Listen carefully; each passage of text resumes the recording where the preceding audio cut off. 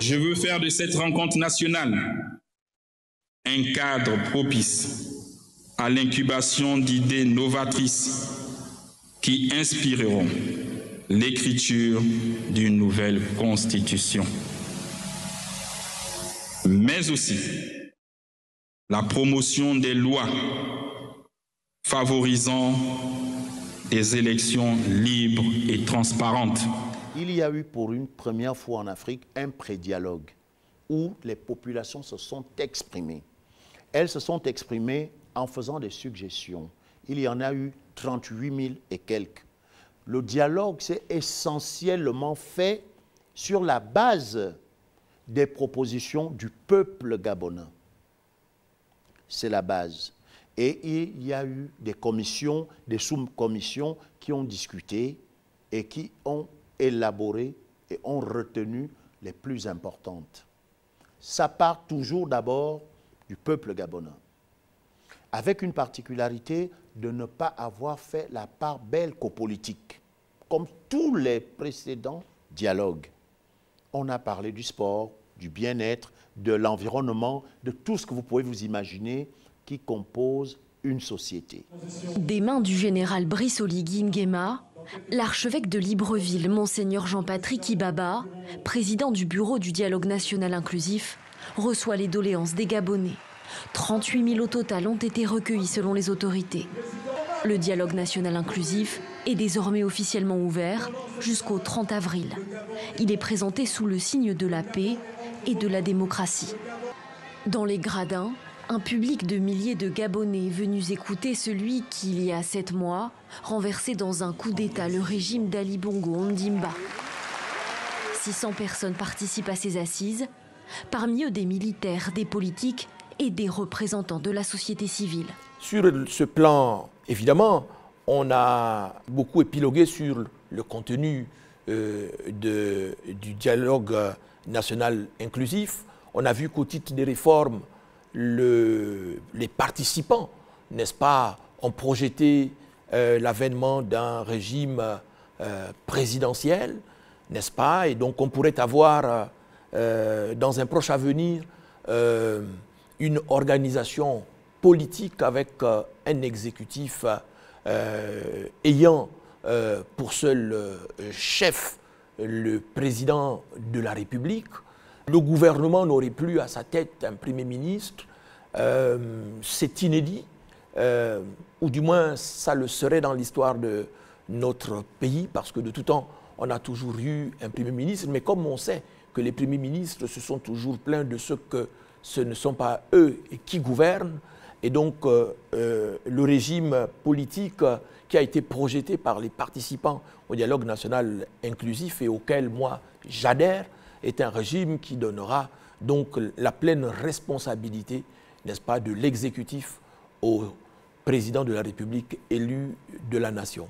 Là aussi, au cours de ce dialogue, il y a eu, au titre des réformes importantes, la perspective de voir les élections politiques dorénavant organisées par le ministère de l'Intérieur, ce qui voudrait dire qu'il n'y aurait plus une structure, n'est-ce pas, relativement autonome ou tout à fait autonome pour organiser ces élections-là.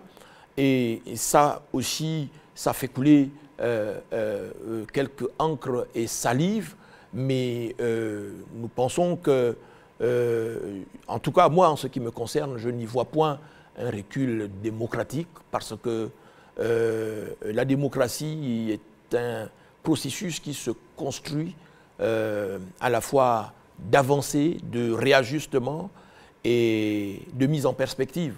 Et donc le dialogue national inclusif a permis justement donc aux participants, à l'ensemble de la nation, de projeter ce que serait le nouveau modèle politique gabonais. Déjà au niveau de la résolution du dialogue, il faut dire que ce sont les Gabonais qui se sont retrouvés, un peu plus de 600, qui ont réfléchi, qui ont projeté. Il faut également préciser que le dialogue n'a pas un caractère souverain, ce qui sous-entend que de l'ensemble de ces projections des compatriotes, ce sont des projections qui méritent également qu'on puisse regarder de façon méticuleuse pour que ce qui peut s'apparenter à des règlements de compte ne se traduise pas dans les actes, par des actes législatifs et réglementaires.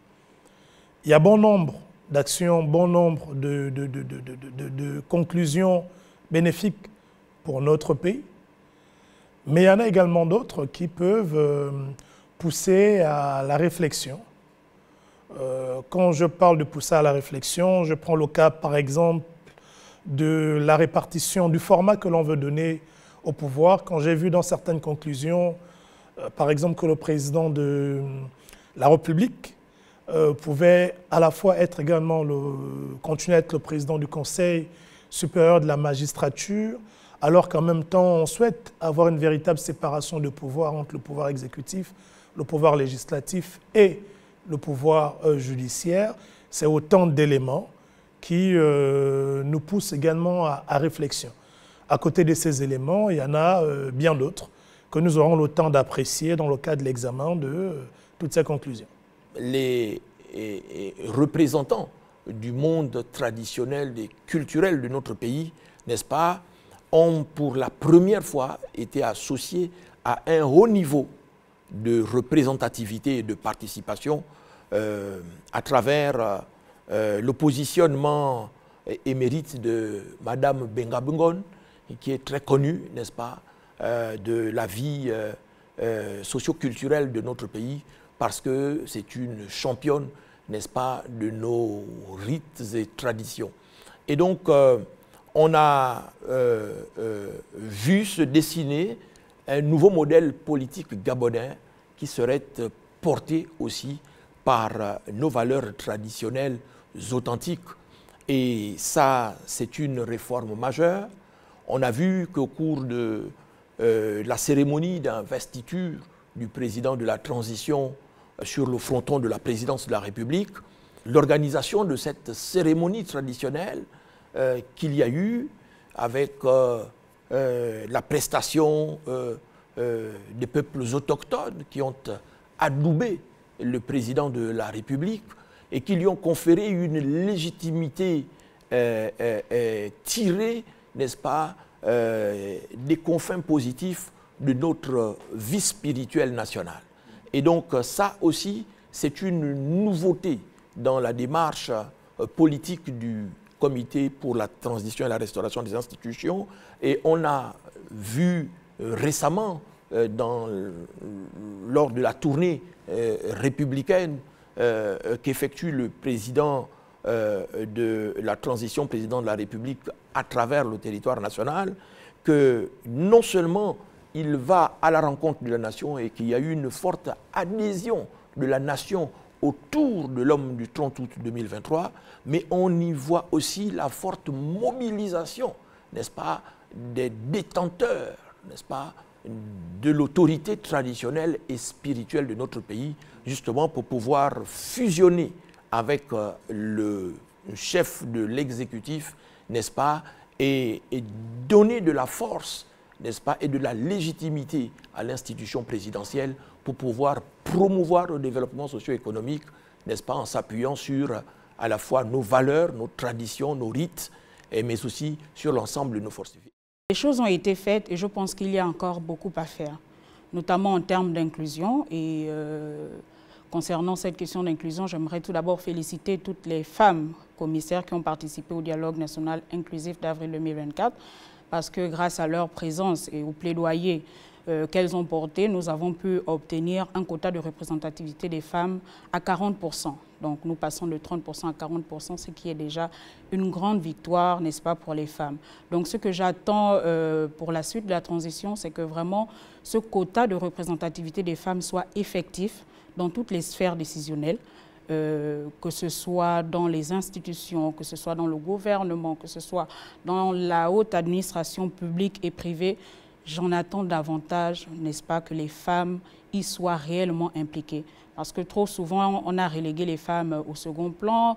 Trop souvent, lorsqu'on parlait des femmes, on a mis à côté la question de compétences, comme si voilà, les femmes ne l'étaient pas, alors que les femmes, elles sont effectivement compétentes. Donc j'en attends davantage d'inclusion, de représentativité au poste aux postes de responsabilité.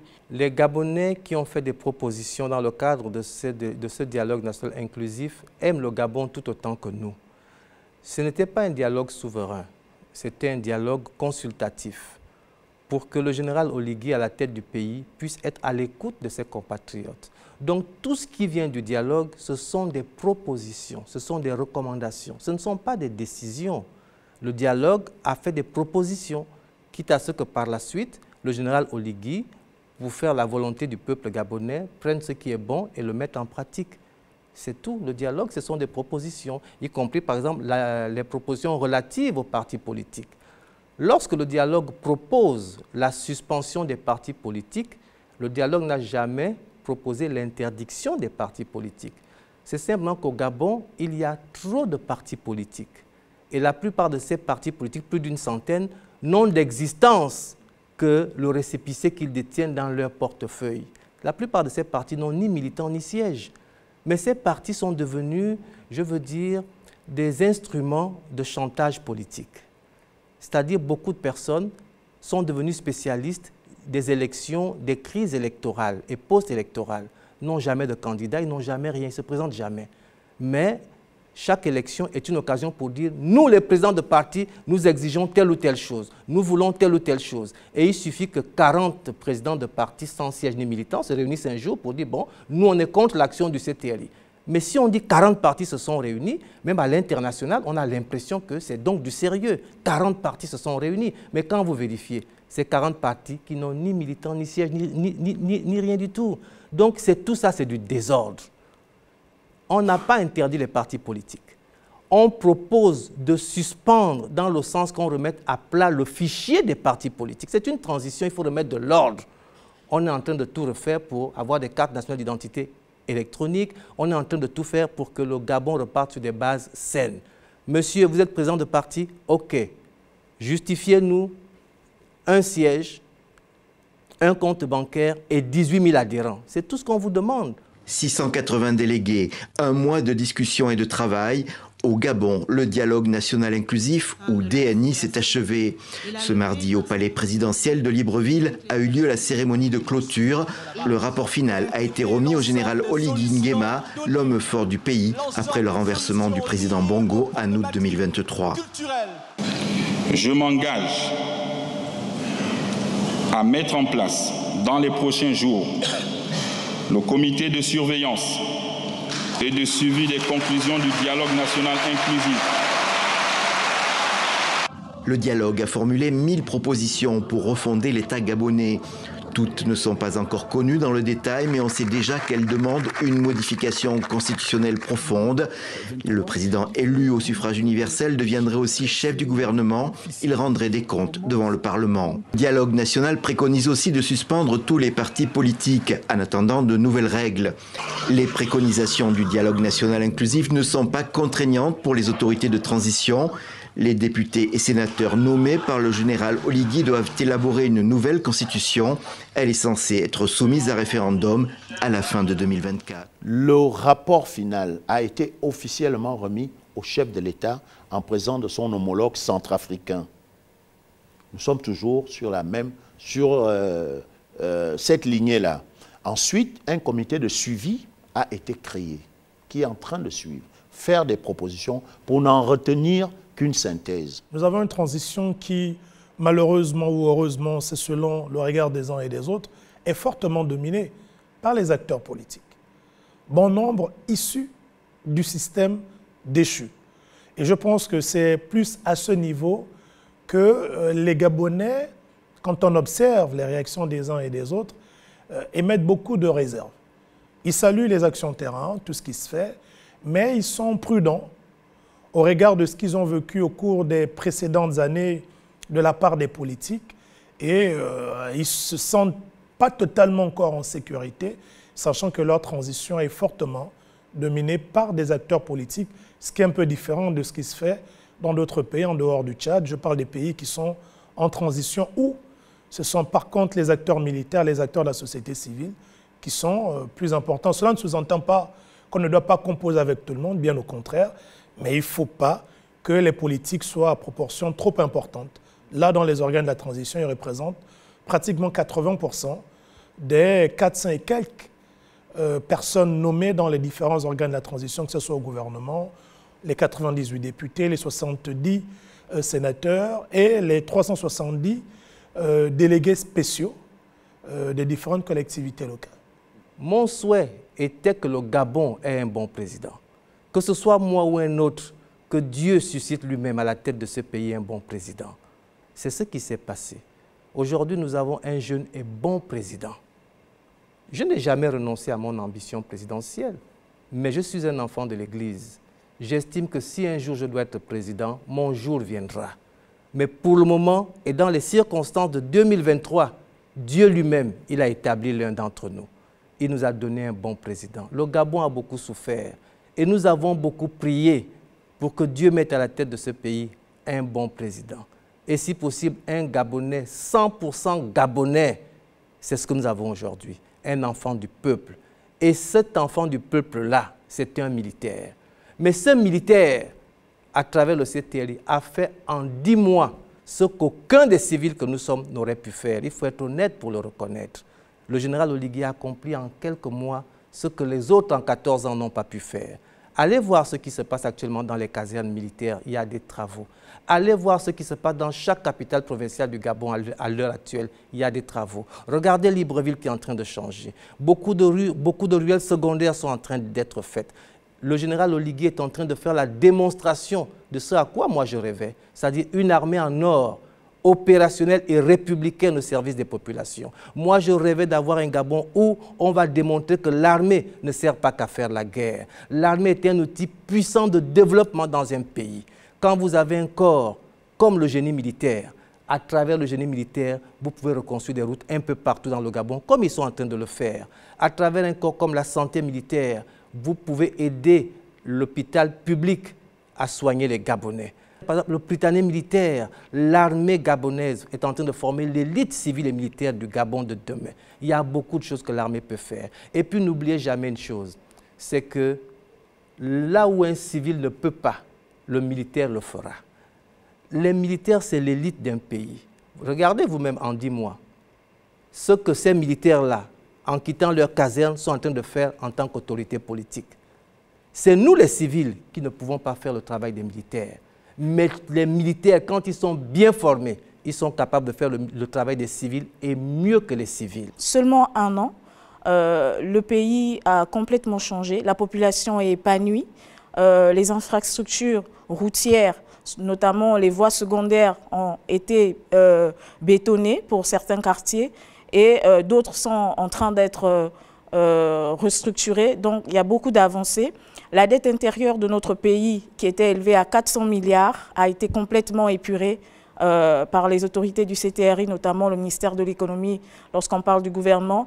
Il y a également, au niveau de la gouvernance, on a aujourd'hui une nouvelle instance qui est le contrôle budgétaire financier, qui justement veille à la transparence au niveau des dépenses et des décaissements. Donc je pense qu'il y a une certaine volonté d'aller vers quelque chose de nouveau. Il y a une volonté de restaurer et de restructurer notre pays. Comme toute œuvre n'est pas parfaite, il y a certainement encore, vu les attentes également de la population, beaucoup de choses à faire. Mais je pense qu'en 1 an, le gouvernement du CTRI a pas mal avancé quand même, vu ce dans quoi on était dans 54 ans de...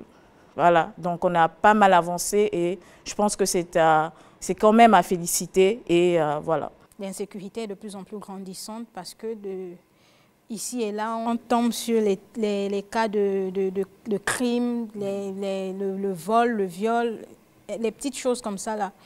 Si le CTRI, militaire qu'ils sont, pouvait renforcer la sécurité, franchement, ce serait bien. Concernant les vivres, les produits vivriers, ça, je vais dire, ça a quand même un peu changé.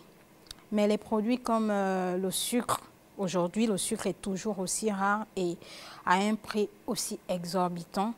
On ne retrouve même plus les morceaux de sucre, on ne sait pas ce qui se passe. Il y a encore les problèmes de pénurie d'eau dans les quartiers qui sont de plus en plus fréquents et aussi les problèmes d'électricité. On est de plus en plus confronté aux problèmes de coupure de courant Chez moi, par exemple, quand je ne suis pas à la maison, j'ai mon frigo quand je ne suis pas à la maison. Et quand il y a coupure, c'est l'inondation chez moi parce que ça coule. Et c'est fréquent chez moi, c'est tout le temps. Il y a ça dans une semaine, 7 jours, 5 jours où il y a coupure, sauf les week-ends. Donc c'est un peu ça. S'ils peuvent au moins régler le problème. Il y a beaucoup qui ont déposé les dossiers. Hein. Moi, là, je fais partie. Mais depuis là, j'attends rien. Je ne sais même pas s'il y a ceux qui, si on a appelé ceux qui ont déposé les dossiers là, ça là. Franchement, il y a eu le communiqué pour le dépôt des dossiers. Mais il faut aussi faire sortir, dire aussi que non, c'est bon. Même si on n'a pas eu, de nous informer au moins, pour qu'on n'attende pas en vain. Donc c'est un peu ça. Bon, ils ont certes fait certaines choses, mais il y a d'autres qui sont encore à faire. Bon, jusqu'ici, leur action est bonne. Malgré ça, il y a toujours quelques manquements dont la population ne fait que se plaindre. Déjà pour les hôpitaux, c'est vrai qu'il y en a, mais ce n'est pas aussi efficace que nous le voulons comme dans d'autres pays. On aimerait que le CTRI puisse revoir un peu le fonctionnement des hôpitaux du Gabon. Et aussi le côté de l'éducation. Les établissements manquent des structures pour enseigner. Il n'y a pas des enseignants dans les établissements. Certains lycées font quelques matières, d'autres pas, parce que les enseignants sont en manque dans le Gabon. Je savais que c'était un bâtisseur. Je savais que le président Oligui, c'était un bâtisseur. Comme je vous l'ai dit, je le connais depuis. Mais je ne savais pas que c'était un bâtisseur au vol, comme on dit. À ce niveau-là, je ne le voyais pas en train de changer le Gabon en moins d'1 an. Les changements sont énormes. Et j'ai pour habitude de dire aux gens qui m'accompagnent, si ces messieurs changent, c'est à cause de nous les Gabonais. Parce que je pense qu'on demande trop. Quelqu'un n'a plus la boîte sardine à la maison, il estime que c'est le CTRI vient faire une vidéo, il dit je n'ai plus de boîte sardine à la maison. Depuis 10 ans, il n'y a pas de l'eau dans son quartier. Un monsieur qui arrive à un point d'1 an, il y a déjà l'eau à côté de chez toi là, donc ça veut dire que ça arrive chez toi, tu estimes qu'il n'a encore rien fait. Je trouve que si ces messieurs changent, ce serait nous le problème serait les Gabonais. Parce que le changement, il est visible. Même les mentalités. Tu arrivais dans un ministère, quand tu prenais ton téléphone et tu faisais semblant de te filmer toi, on avait l'impression que tu filmais celui qui était en face. Aujourd'hui, tu peux le faire, tu n'es plus inquiété. On voit même le contrôle. Le contrôle, il est aujourd'hui... il a donné une lettre de noblesse à l'armée gabonaise. Il y a un changement énorme. On voit les routes, on voit les écoles, on voit des pistes qui n'avaient plus de... Là où les gens n'arrivaient plus à entrer, les voitures n'arrivaient plus à aller, c'est visible. On voit des bourses qui sont revenues, on voit des postes budgétaires qui ont été améliorés. Les avancées sont énormes. Je pense que pour 1 an, c'est trop. C'est trop. Et moi, je le dis avec fierté, c'est vrai que certains appellent ça du kunabélisme. Bon, ok, si vous allez m'appeler kunabélisme dans ce sens, je l'assume parce que moi, je dis qu'il y a Dieu, il y a ma mère, il y a mon père, mon 4e Dieu, c'est Oligui. Parce qu'il m'a ramené après 7 ans de galère. Je ne m'imaginais pas que je devais revoir mes enfants avec une certaine facilité. Aujourd'hui, je suis ce que je suis. Et pas parce que je fais des grandes études, parce que dans un pays sérieux, on récompense les gens qui sont battus pour ce pays. Et parlons-en des bourses. Depuis combien de temps Ali Bongo les avait-il supprimées? Oligui a payé les bourses? C'était un véritable jour de fête au lycée Polyndjé Ngonjo de Libreville. Le chant de la Concorde, entonné par la chorale du lycée, a marqué le début des hostilités. Dans cet élan de joie, le proviseur de cet établissement secondaire a témoigné de la gratitude des élèves. Le Sénégal pousse nos élèves vers l'excellence. C'est la raison pour laquelle nous nous sollicitons pour les critères d'excellence qui sont désormais attachés. Nous pensons que notre essor vers la félicité sera tributaire de cet encouragement qui vient à point. Alors que la bourse scolaire était suspendue depuis près de 7 ans, le comité pour la transition et la restauration des institutions l'a, comme qui dirait, ressuscité. Nous sommes là aujourd'hui parce que cette mesure a été concrétisée. En d'autres termes, le président de la République fait ce qu'il dit et dit ce qu'il fait. Pour les élèves qui attendaient ce paiement avec impatience, c'est l'heure du grand rendez-vous. En fait, j'attendais ça un peu depuis longtemps et donc ça me met un peu en joie. En même temps parce que j'ai été aussi honorée d'avoir rencontré le porte-parole du CTRI. C'est progressivement que tous les élèves percevront leur allocation au cours de la semaine. Oligui est en train de rembourser et de remettre le fonctionnaire gabonais debout. C'est cette raison pour laquelle je suis allé faire 6 ans de prison. Et je défends bec et ongle sans intérêt aucun. Ce n'est pas une affaire de Bertrand Zibi, mais c'est un pays qui se met debout et qui résolument ne retombera pas. Et je puis vous dire, moi je suis à 1000%, 100% c'est peu. Parce que le deal, ce qui moi me rapproche d'Oligui, ce sont les investissements qu'il est en train de faire. Il le sait, je le sais. Ce coup de libération est d'abord ma libération personnelle. Et donc je mets tout ce que j'ai comme énergie aujourd'hui pour la réussite de ce que fait le président de la République, chef de l'État, Brice Clotaire Oligui Nguema. Le CTRI arrive. Brice Clotaire Oligui Nguema, en dehors des armes dont il est militaire, arrivé général, la seule chose qu'il sache le plus faire sur terre, c'est construire. Il n'a fait que ça. Il adore construire, il construit, il construit, il construit. C'est cet élan personnel de construction qui l'a emmené à construire le pays. Le chef de l'État me fait l'honneur de voyager souvent avec lui. Nous avons fait les 8 provinces du Gabon. Tout le Gabon est en chantier. Sans véritable moyen, nous avons des zones aujourd'hui. Moi, dans mon cas spécifique, je suis originaire de Minvoul. La dernière fois que la route de Minvoul a été faite remonte à 36 ans. 36 ans. Et aujourd'hui, les travaux vont bon train. Des ruelles qui n'étaient pas bitumées dans tout le Grand Libreville sont en train de l'être. Nous circulons. Mais qu'est-ce que ce sera dans 2 ans? Qu'est-ce que ce sera si ce monsieur postule dans 7 ans? Là, nous avons une autre bâtisseur. Pas les jouisseurs qui aujourd'hui, pour certains, veulent donner des leçons. Mais à qui? Quelqu'un avait dit en France, lorsqu'on est ministre, si la politique édictée ne vous plaît plus, vous dégagez. Ou on la ferme, ou on dégage. Bien. En 10 mois, le Gabon est en chantier. En 10 mois, le chef de l'État, Brice Clotaire Oligui Nguema, a pu payer 1000 milliards de dettes. Savez-vous ce que ces 1000 milliards auraient pu servir au peuple gabonais? Si Ali Bongo ne nous avait pas endettés, nous ne serions pas en train de payer cette dette. Ce sont des poignées de main chaleureuses entre le président de la transition, chef de l'État, le général Brice Clotaire Oligui Nguema, le secrétaire général des Nations Unies, Antonio Guterres, puis avec le président de la 78e Assemblée générale de la dite organisation, Denis Francis, témoigne de l'intérêt que porte ce forum mondial pour notre pays, le Gabon, à la suite du coup d'éclat du 30 août.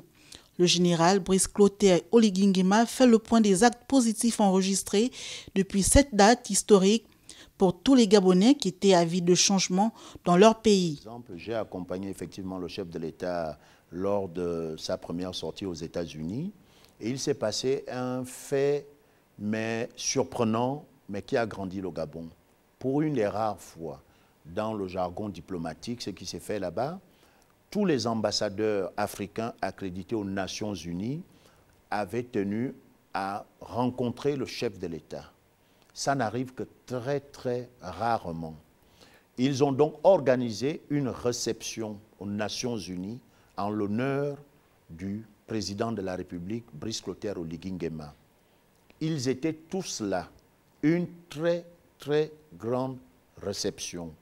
Et chacun parmi eux, par la voix du doyen des ambassadeurs accrédité aux Nations Unies, chacun a remercié Oligui.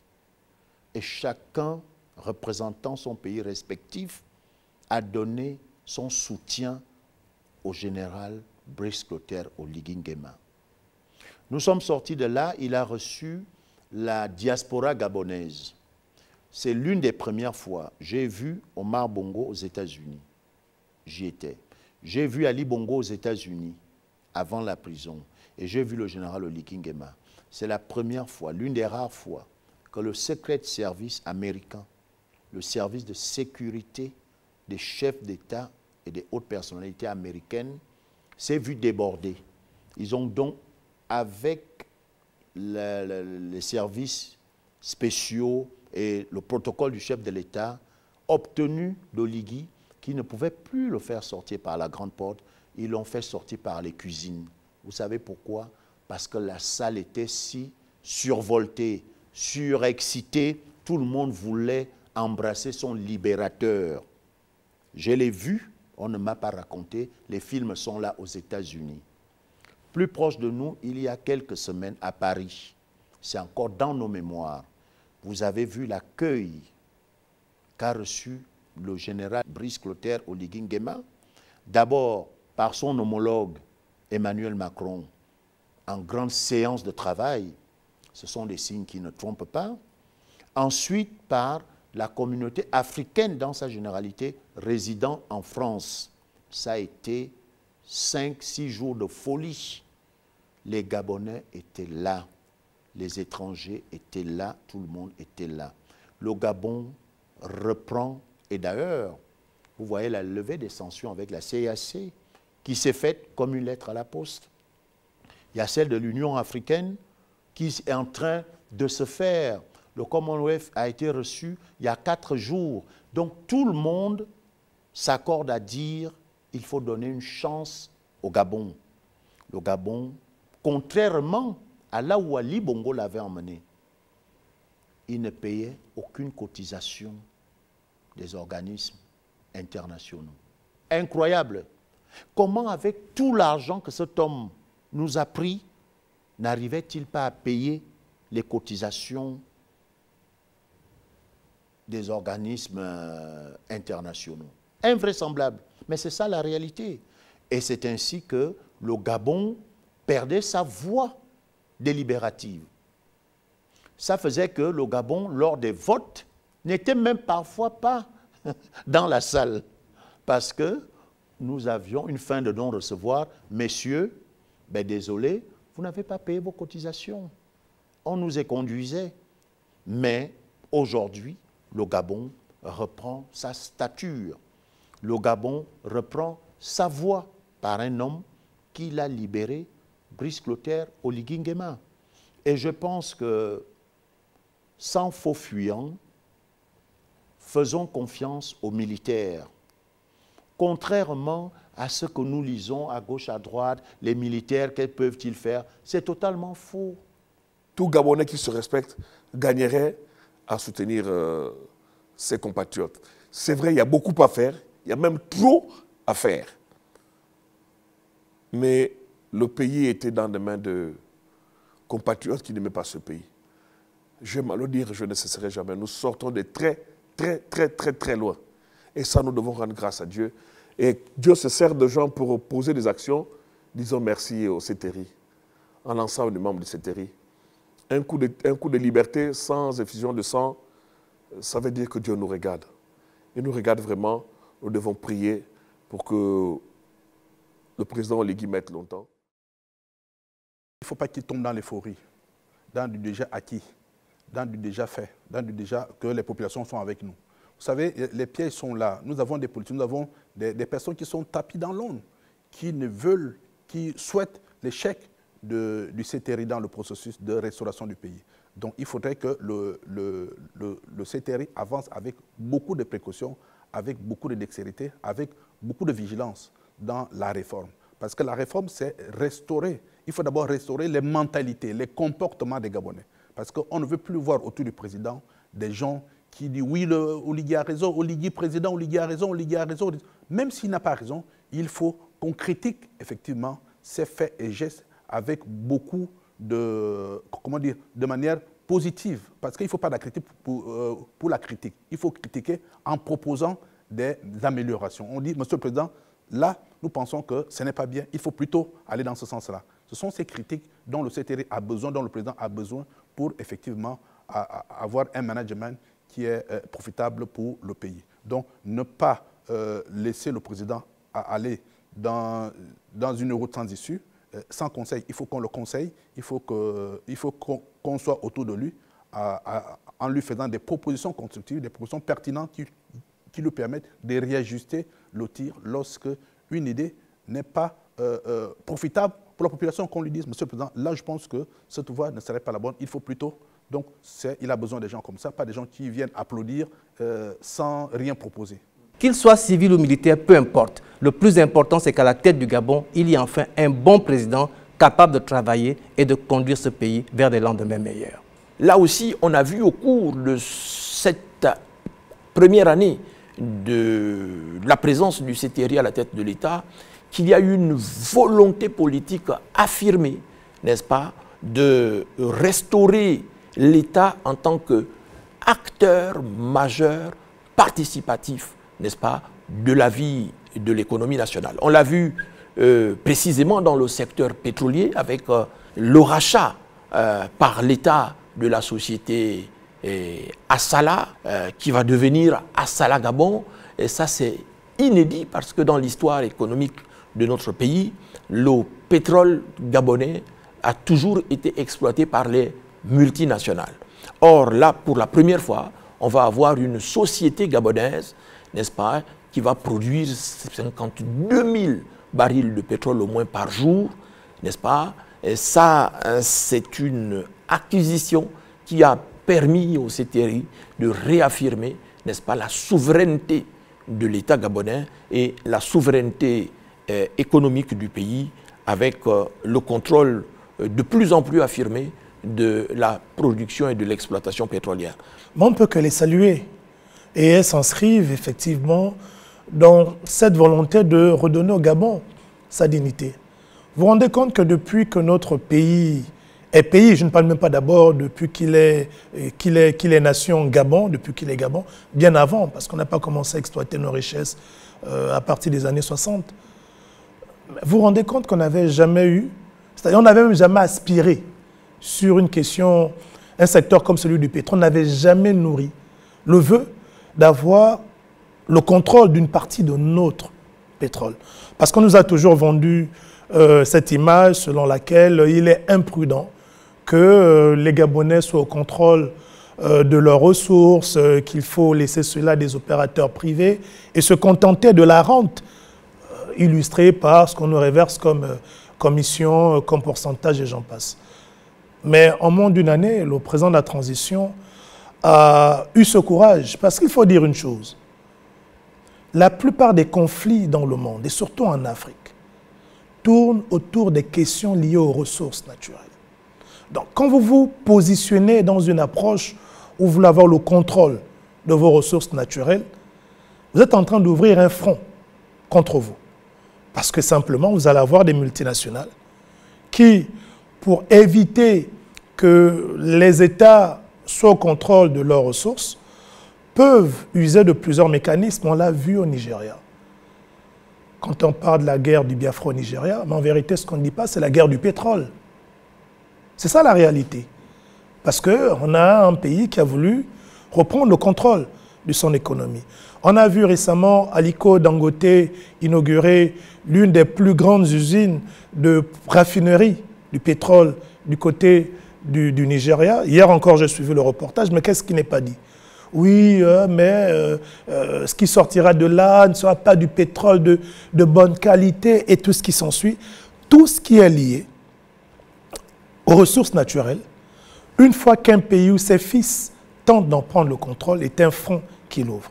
Et c'est pour cela qu'au-delà des critiques que l'on peut effectivement émettre, fondées ou non, mais il faut qu'on arrive à comprendre qu'il est important qu'on apporte notre soutien au comité pour la transition et la restauration des institutions. Parce que pour l'acteur civique que je suis, qui analyse les phénomènes sur toutes ces questions.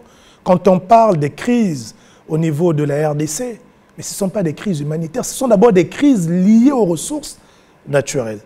Parce qu'on a des pays qui veulent avoir le contrôle de leurs ressources.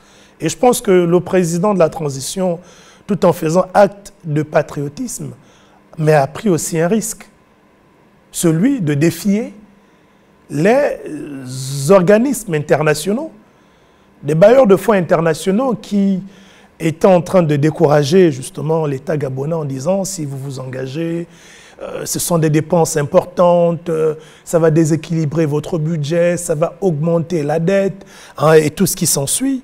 On a les multinationales qui n'étaient pas prêtes à lâcher. On a vu Perenco qui s'est battu tant bien que mal à pouvoir racheter Assala. Donc c'est pour vous dire qu'il faut vraiment qu'on se mette en prière, parce que ce simple fait-là, ce simple acte qui a été posé par les autorités de la transition, bénéfique pour nous en tant que Gabonais, mais est aussi un risque pour la stabilité du pouvoir de transition. Donc c'est ici dire le sentiment de satisfaction qui est le nôtre, parce que nous avons en face des patriotes qui n'hésitent pas à prendre le risque de redonner à leur pays cette dignité, même si face à ça, ils doivent faire face à la longue, on ne le souhaite pas, à des manœuvres non orthodoxes visant assurément à peut-être les démettre de là où ils sont pour remplacer par quelqu'un qui viendra remettre en cause cette volonté de ramener au Gabon cette dignité et autres. Donc c'est autant de réalités, mais autant également d'acquis que nous devons de saluer et surtout de préserver. Et donc cette décision de rachat de la société Assala est à elle seule le symbole de la reprise en main par l'État gabonais de sa souveraineté économique pour pouvoir bénéficier, n'est-ce pas, des fonds nécessaires, indispensables à la construction de projets d'infrastructures structurants et de projets socio-économiques qui vont créer les emplois et qui vont permettre la sédentarisation des populations à l'intérieur du pays. Et on l'a vu aussi avec le fait que le Comité pour la transition et la restauration de l'institution fait de l'histoire, même le moteur, n'est-ce pas, de son action politique et économique. Au plan politique, on a vu que le président de la transition affirme un réel leadership, n'est-ce pas, qui permet au Gabon de se remémorer le rôle joué par les pionniers et les bâtisseurs de l'État. On a vu que le président est attaché à la connaissance de l'histoire par les nouvelles générations. C'est ainsi que le président ravive la flamme et la mémoire des personnalités qui ont joué un rôle important dans la construction de la nation gabonaise et dans l'affirmation de sa grandeur.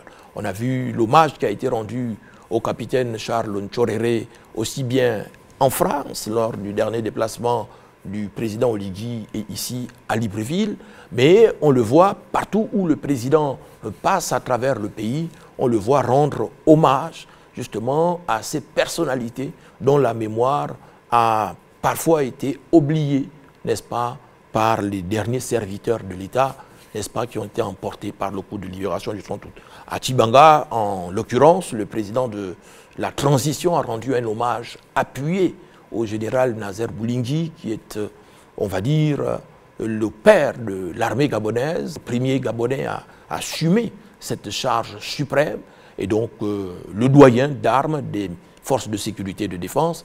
On le voit aussi dans les autres provinces. On a vu dans le Haut-Ogooué aussi qu'avec l'an 1 du CTRI à la tête de l'État, c'est l'unité, n'est-ce pas, de toutes les provinces qui est réinventée. Et le symbole de cette unité réinventée, c'est le fait de voir dans le Haut-Ogooué, n'est-ce pas, des personnalités qu'on n'avait plus jamais revues ensemble, n'est-ce pas, se tenir la main dans la main et affirmer leur entière solidarité justement au président de la transition et le général Brice Clotaire Oligui. Permettez que je termine dessus parce que c'est important, il y a aussi dans cette quête de réinvention de l'unité, la décision majeure prise par le chef de l'État dès son investiture à la tête de l'État, décision consistant à faire revenir tous ceux de nos compatriotes, n'est-ce pas, qui se sont retrouvés en exil tout au long de ces 14 dernières années. On a donc vu des personnalités comme Séraphin Mundunga, devenu président du Conseil économique et social environnemental, n'est-ce pas, rentrer au pays. On a vu l'ancien ministre de l'économie et des finances, Jean-Pierre Lembumba Lepandou, qui était parti du pays, rentrer au pays. On a vu donc beaucoup d'autres compatriotes, les activistes, n'est-ce pas, revenir au pays grâce justement à ce coup de libération et à l'invitation que leur a faite le chef de l'État pour venir participer, eux aussi, à la reconstruction de cette unité et à la reconstruction de notre pays. Au tout début, comme pour toute transition, le Gabon a été frappé de plusieurs sanctions. Mais au vu de la réussite de la transition du Gabon, ces sanctions ont été levées les unes après les autres et assez rapidement. Le Gabon a réintégré la CEMAC, la CEAC. Le Gabon est de retour dans le concert des nations. Donc, parce qu'on estime que la transition du Gabon se passe dans la paix et dans l'unité nationale. C'est normal, aucune œuvre n'étant parfaite, qu'il y ait quelques compatriotes qui élèvent parfois leur voix ici et là pour décrire un certain nombre de choses. Ça fait partie du cours normal de la vie d'un pays. Mais de façon générale, le Gabon, sa transition, elle est exemplaire. L'une des conclusions du dialogue portant sur la durée de la transition conforte encore cette position. Parce que, voyez-vous, pour être franc, nous suivons notre transition en jetant un regard sur ce qui se fait ailleurs. Mais lorsque des choses sont bien faites dans le cadre de notre transition, nous saluons difficilement ces actions. Je prends le cas de la durée de la transition. Dans tous les autres pays en transition, pour qui bon nombre de compatriotes nourrissent de l'appréciation et autres, des appréciations et autres, la durée de la transition a été autour de 5 ans. Au Gabon, c'est 2 ans avec une année en option, au cas où les objectifs sur les 2 années ne sont pas atteints. Ça, c'est quelque chose d'assez fort. C'est assez fort parce que ça donne justement cette image d'une transition qui ne veut pas se pérenniser, contrairement à ce qui se fait ailleurs. Et à côté de ça également, les engagements en ce qui est des droits de l'homme. Voyez-vous, le tout premier texte que l'exécutif a transmis au Parlement sur instruction ferme du chef de l'État, c'est la loi sur la réforme de la Commission nationale des droits de l'homme. Cette commission était la commission la plus marginalisée.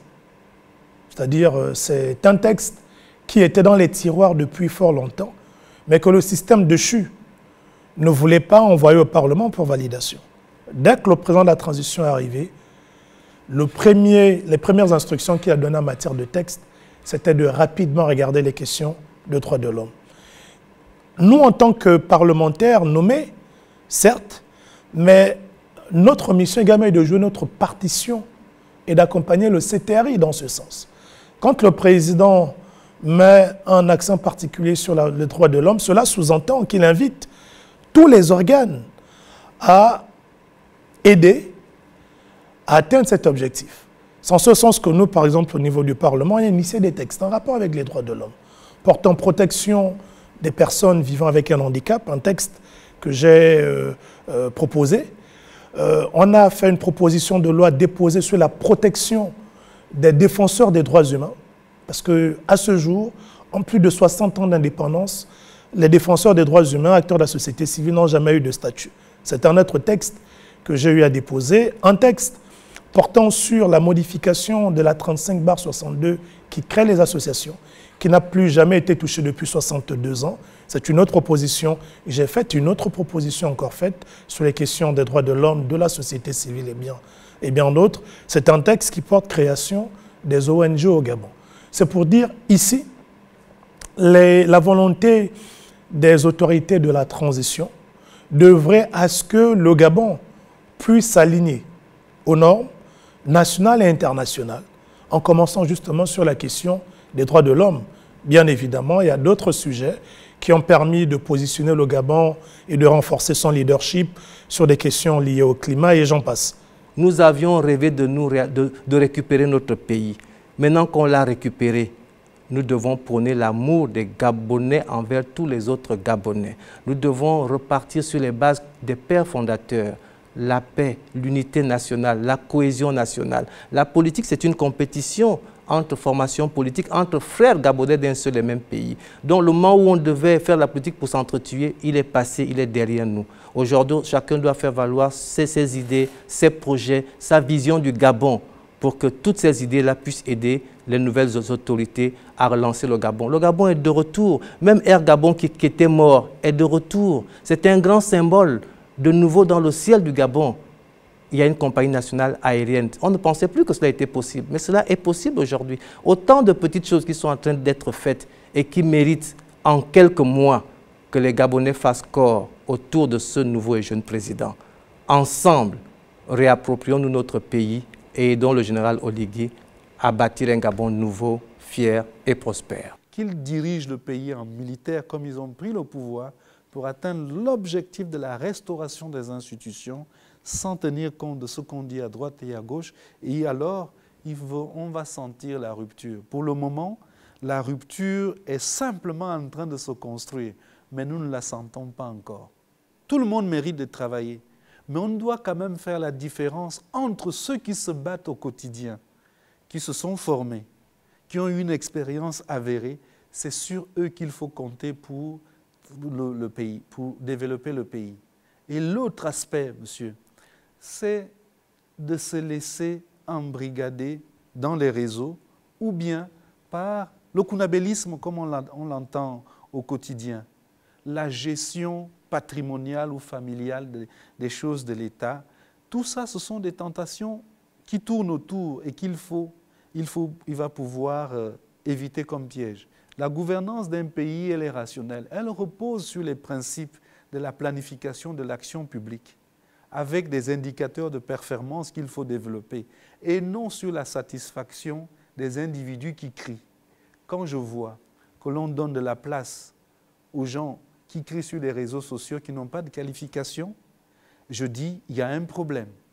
Quand je vois qu'on donne de la place aux activistes, je n'ai rien contre certains activistes, c'est l'expression de la démocratie, mais quand on leur donne un espace ou de la place dans la gestion de la chose publique, à n'importe quel niveau, on doit être sûr de leur capacité à produire les résultats.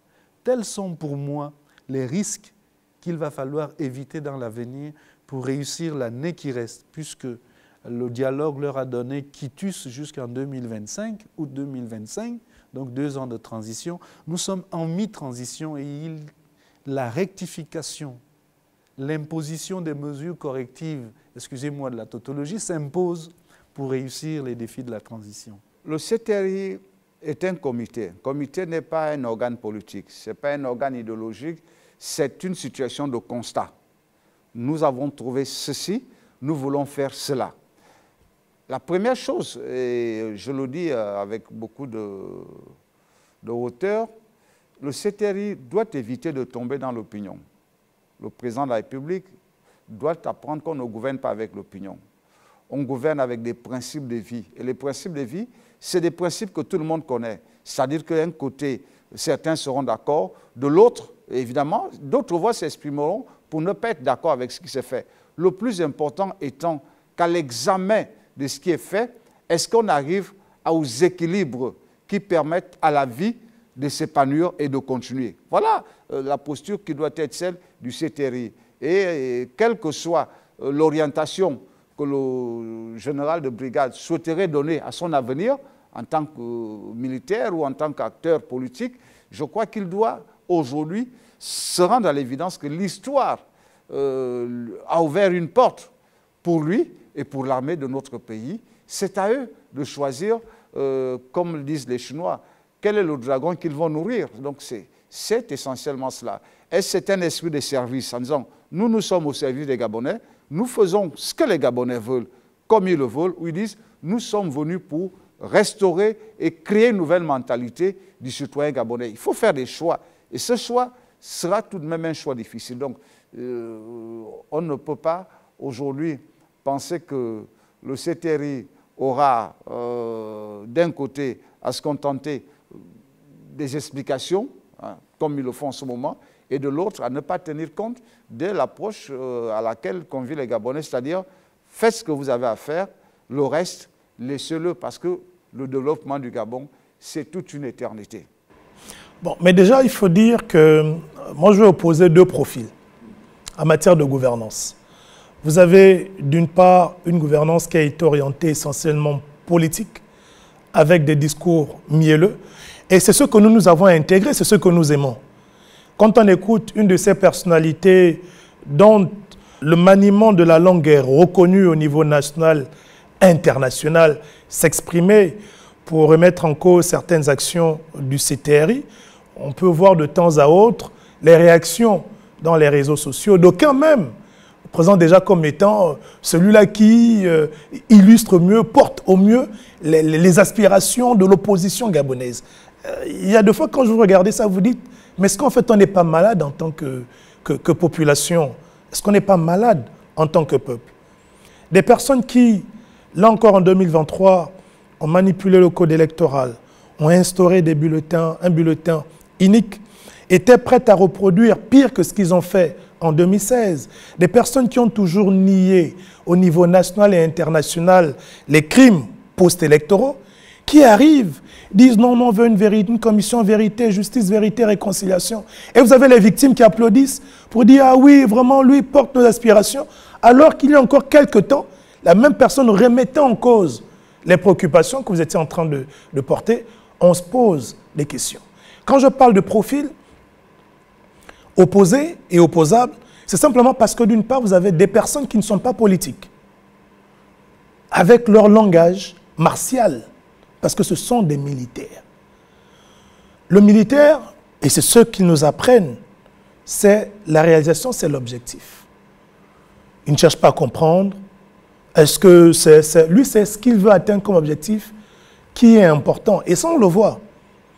Vous voyez un tronçon comme celui, une route comme celle du PK5, la petite descente du marché, mais cette route est restée dégradée pendant combien d'années? Elle a été restaurée.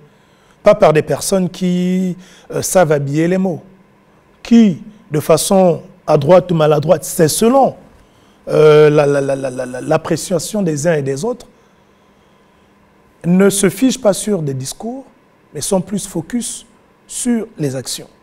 L'autre volet qu'il faut comprendre, c'est que ceux qui critiquent l'action du CTRI aujourd'hui, ce sont des personnes qui ont compris la psychologie des Gabonais. Je vous explique quelque chose de simple, c'est vérifiable. L'opposition au Gabon a cessé d'exister depuis Mamboundou. Pourquoi? Quand vous prenez de 2009 à aujourd'hui, il y a plus de 104 partis politiques. Mais les candidats qui ont toujours porté les aspirations des Gabonais à la présidence, ce sont des candidats indépendants. 2009, c'était Baobam.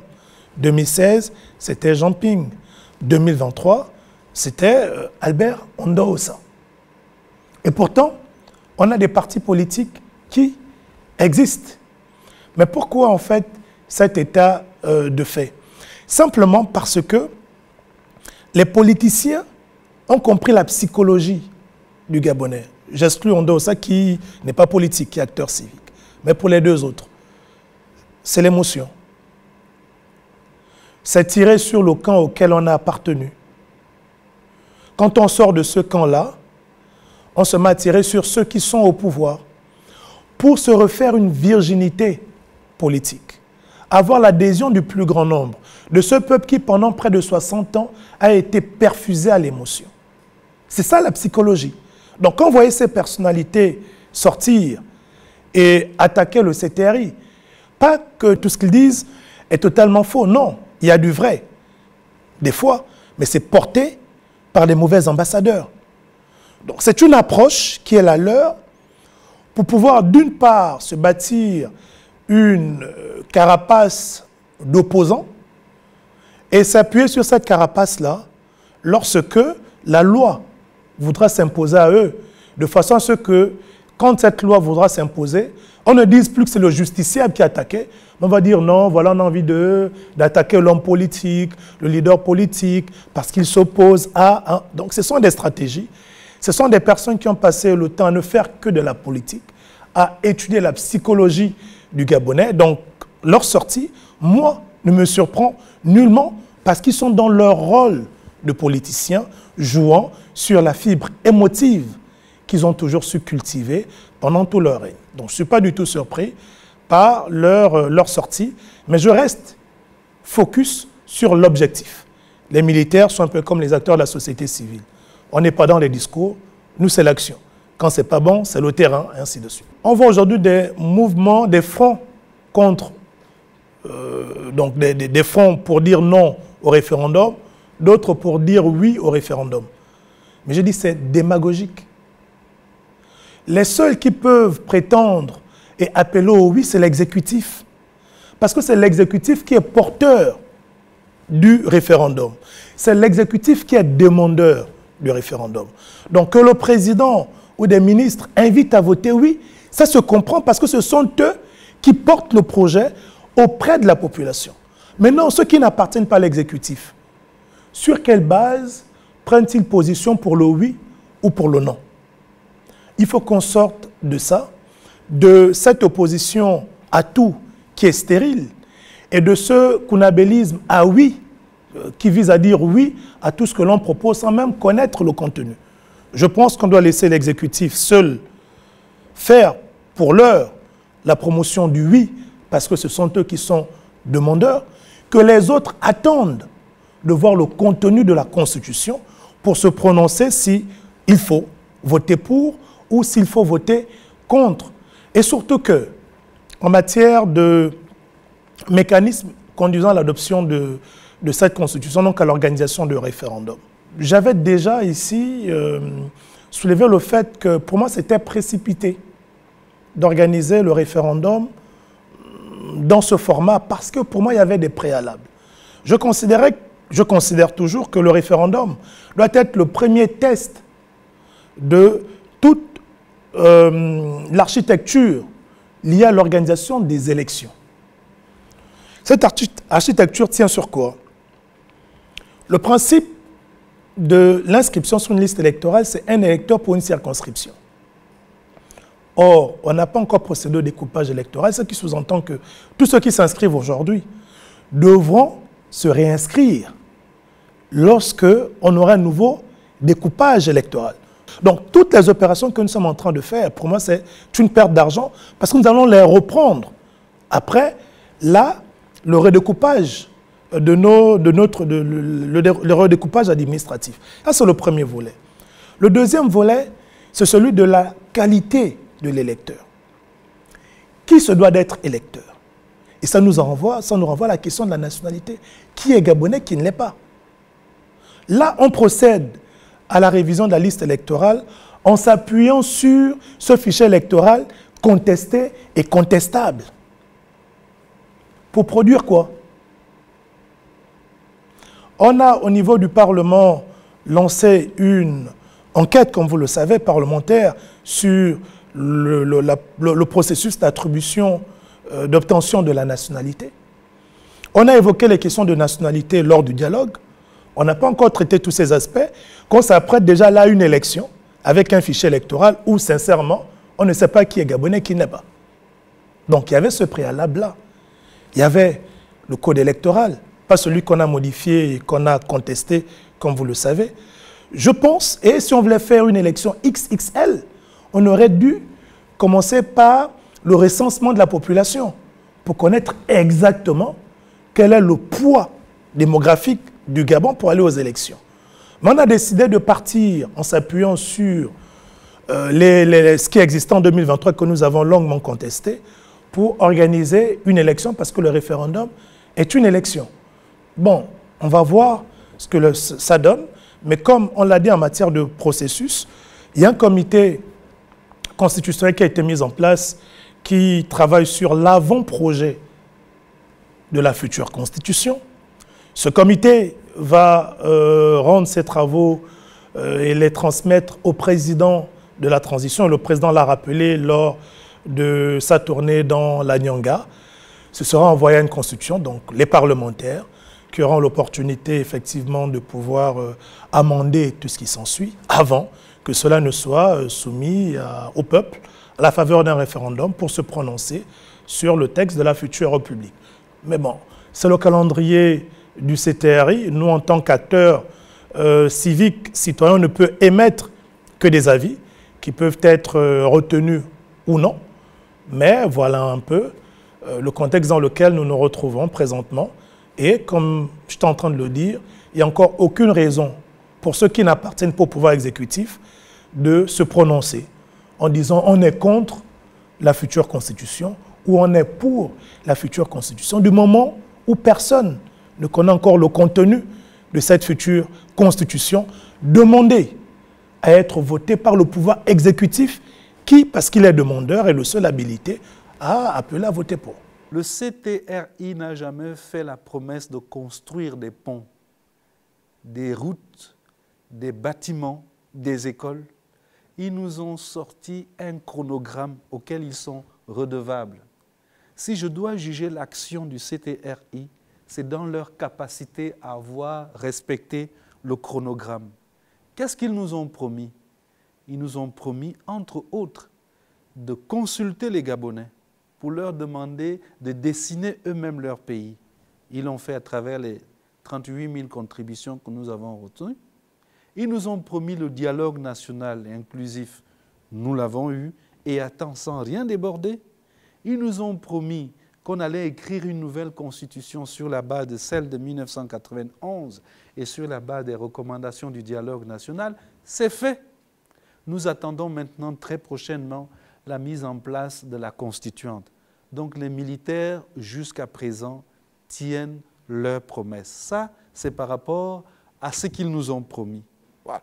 Maintenant, il y a eu le dialogue d'Angoundjé, qui était une sorte de concertation élargie de tous les citoyens. Il a mis en place le comité constitutionnel qui lui a déjà présenté la première mouture de la Constitution.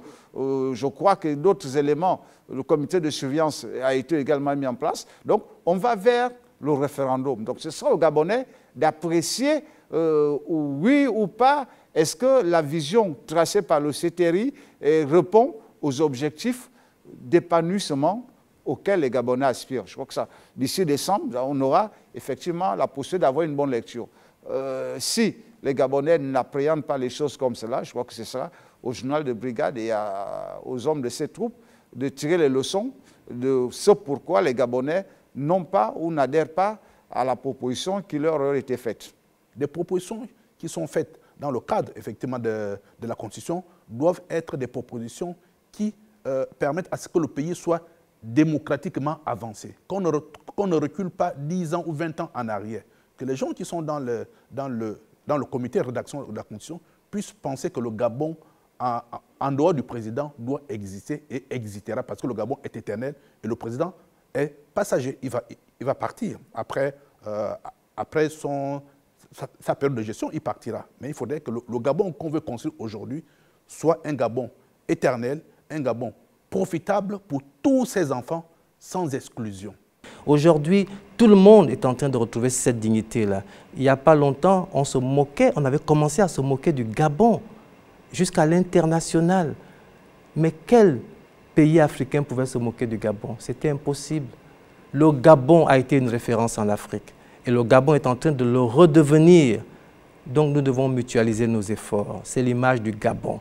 Regardez ce président, partout où il passe, la joie du peuple gabonais. C'est une joie réelle. Quelle que soit la province où passe le président Oligui, il est accueilli en héros, en libérateur d'un peuple. Et cela n'est pas une mission facile, croyez-moi. Nous devons tous l'aider, ce n'est pas facile. Combattre le général Oligui aujourd'hui, c'est ne pas aimer le Gabon. Nous ne devons pas le combattre.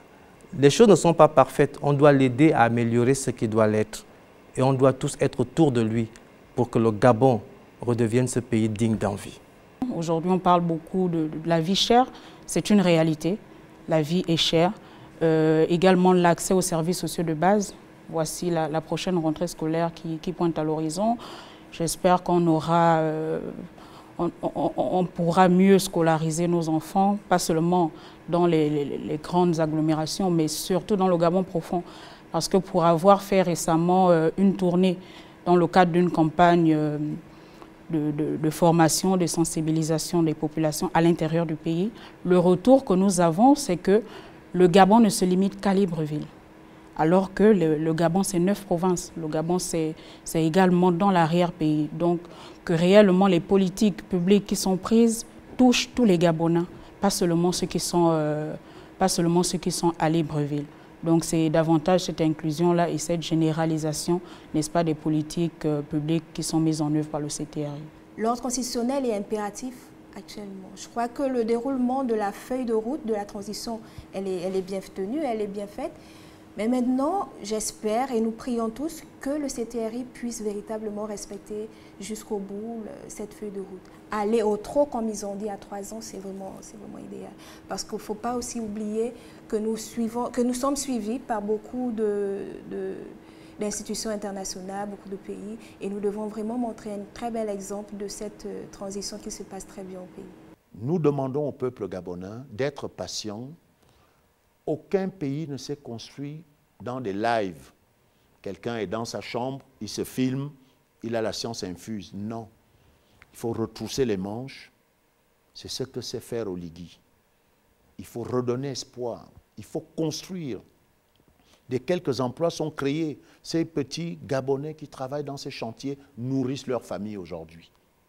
Certains sont passés de la délinquance à braquer dans les rues, à tourner le ciment quelque part. C'est ce que nous voulons.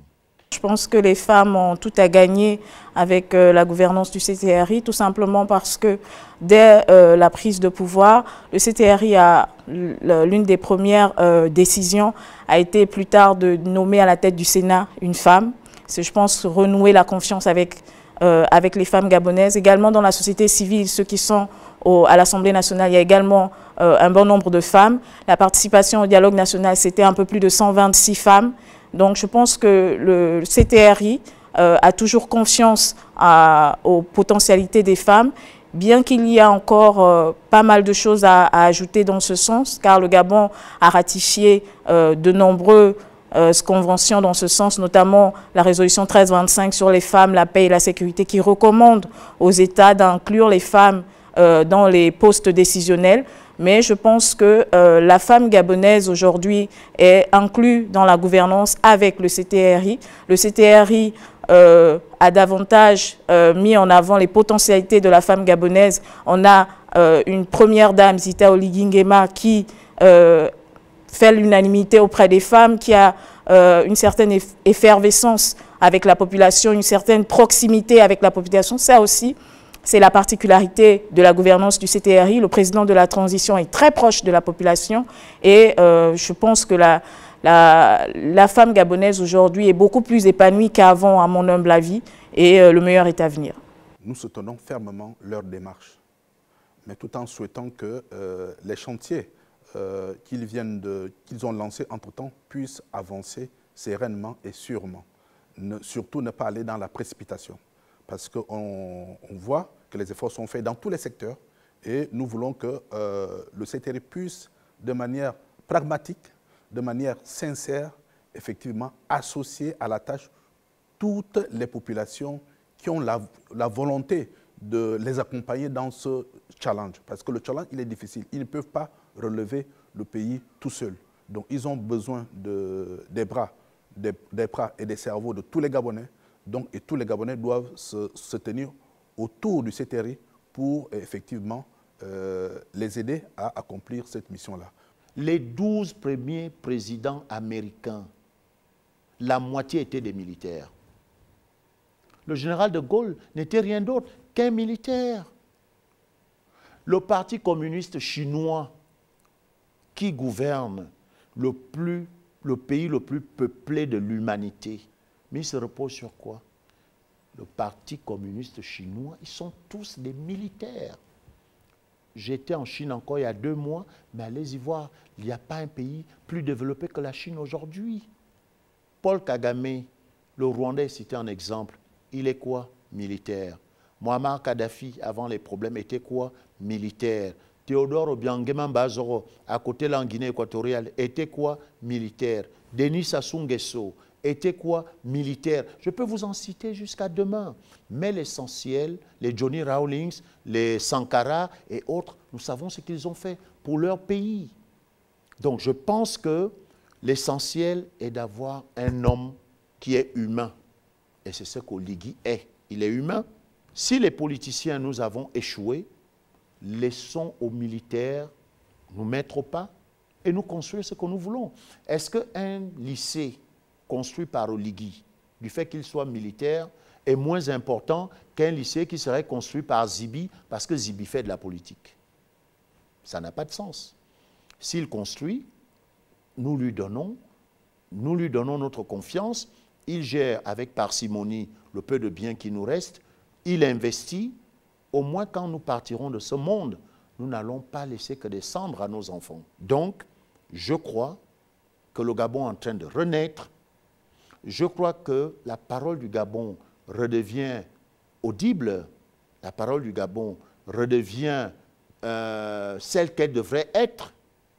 Et il faut continuer de l'appuyer. C'est tout le monde. Ce n'est pas que lui. Si nous restons les bras croisés en se disant « il y a qu'Oligui », non. C'est qu'est-ce que vous pouvez faire pour votre pays pour que ce pays redécolle.